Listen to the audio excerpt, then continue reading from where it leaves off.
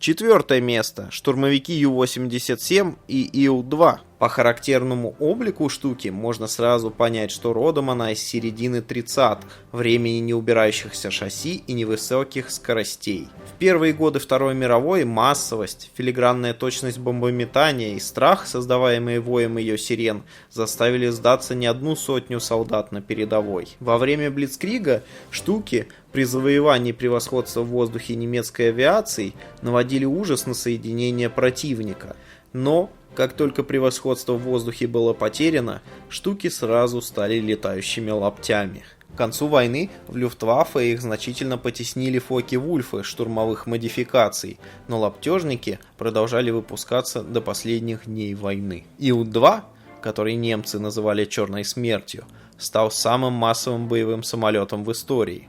Несмотря на то, что в первый год войны, ввиду отсутствия бортового стрелка и неправильного применения, они несли неоправданные потери, к середине войны этот надежный и универсальный штурмовик стал грозой немецких танков. Живучесть самолета определяла наличие встроенного в фюзеляж бронекорпуса. За характерный выступ на нем Ил-2 получил также прозвище «Горбатый». Ильюшин с самого начала хотел разместить бортового стрелка в самом бронекорпусе, однако военные настояли на облегчении самолета, и бортового стрелка пришлось убрать. Вернули его в 1942 году из-за неоправданных потерь. С 1943 года, после разработки новых инструкций и модификаций самолетов, Ил-2 стал грозной силой на переднем крае фронта.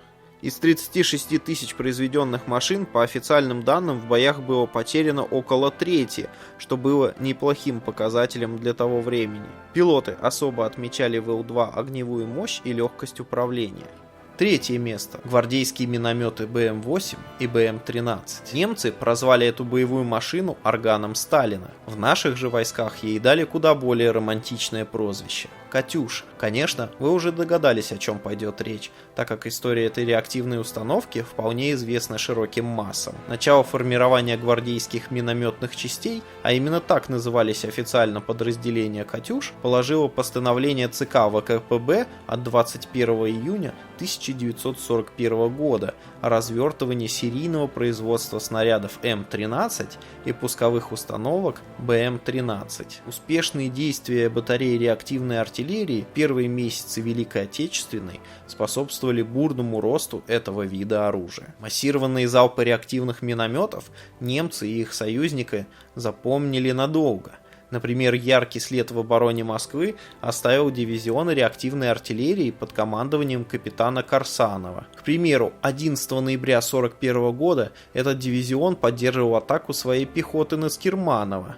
После залпов дивизиона этот населенный пункт был взят почти без потерь. При осмотре района, по которому были даны залпы, было обнаружено 17 подбитых немецких танков, более 20 минометов и несколько орудий, брошенные противником в панике. «Катюши» успешно применялись как во время всей Великой Отечественной, так и в послевоенный период разными странами. За годы войны реактивные установки БМ-8 и БМ-13, будучи весьма универсальными, монтировались на различных автомобилях, танках, тягачах, устанавливались на бронеплощадках бронепоездов и боевых катерах.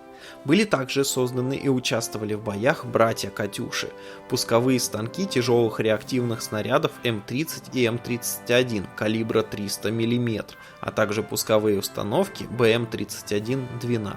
«Катюши», несмотря на столь романтичное прозвище, заслужили великую славу в Красной армии и великий страх в рядах войск оси. Второе место. Ракеты Фау-1 и Фау-2. Ракеты Фау, или как их именовали в Германии оружие возмездия, стали действительно новой вехой в оружейном деле и принесли немало бед мирному населению городов Европы. Столь грозное оружие применялось немцами в основном против Англии. В особенности пострадал от ракет, обладавший большой площадью Лондон. Ракета Фау-1 представляла собой самолет-снаряд с заданными характеристиками полета, такими как дальность, скорость и высота полета. Разработка такого типа ракет началась еще в 30-е годы, однако первый боевой запуск произошел гораздо позднее, 13 июня 1944 года.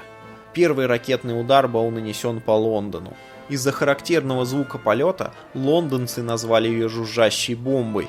Причем характерно, что лондонцы боялись именно не звука двигателя, а тишины, наступавшей после его выключения, когда ракета уже заходила на свою цель. Вплоть до 1945 года Фау-1 представлял угрозу для мирных жителей Лондона и других городов. Несмотря на введение радиовзрывателей для зенитных снарядов и тому, что пилоты королевской авиации научились сбивать эти самолеты-снаряды в полете. Боевая часть имела массу около тонны. Максимальная дальность полета составляла примерно 250 километров. Ракет было произведено более 24 тысяч единиц. И если от Фау-1 еще было спасение ввиду ее невысокой скорости и дальности полета, то от разработки группы немецкого конструктора Вернера фон Брауна спасения уже не было. Фау-2 стала первой в мире баллистической ракетой. Сбить ее было невозможно, ввиду ее скорости и отвесной траектории при заходе на цель. Ракета имела в своем устройстве автономную гироскопическую систему наведения, что давало ей высокую точность. Несла она в себе более 800 кг взрывчатки, на дальность до 320 км. Фау-2 наводила настоящий ужас на лондонцев, так как удара можно было ожидать в любой момент, и его невозможно было определить по звуку ракеты или другим факторам. Несмотря на это, ракетные удары скорее стали методом устрашения, нежели наносили урона. По параметрам цены производства и урона, Фау-1 стало гораздо более выгодным вложением средств вермахта, но Фау-2 стали настоящим бичом мирного населения городов Европы. Вне рейтинга атомная бомба. Конечно, был большой соблазн поставить именно атомную бомбардировку на первое место, но она не являлась во Второй мировой войне, по моему мнению, самым страшным орудием союзников. Эти два взрыва в Хиросиме и Нагасаки унесли большое количество жизней, но не смогли сильно изменить желание японского командования продолжать войну, а ограниченные возможности производства таких бомб не позволили бы США провести масштабную кампанию. Собственно, до сих пор ведутся споры, был ли смысл использовать их против Японии, когда участь ее уже была предрешена вступлением в войну СССР и разрушением военной промышленности обычными бомбардировками. Первое место. Ковровая бомбардировка. Ковровая бомбардировка, согласно энциклопедии Министерства обороны Российской Федерации, это метод бомбометания по всей намеченной площади без прицеливания по расположенным на ней объектам. За этими словами кроется огромное количество жертв Второй мировой, как среди союзников, так и в Германии. Первоначально авиационные штабы Германии и впоследствии союзников планировали наносить планомерные бомбовые удары по военным объектам и инфраструктуре противника.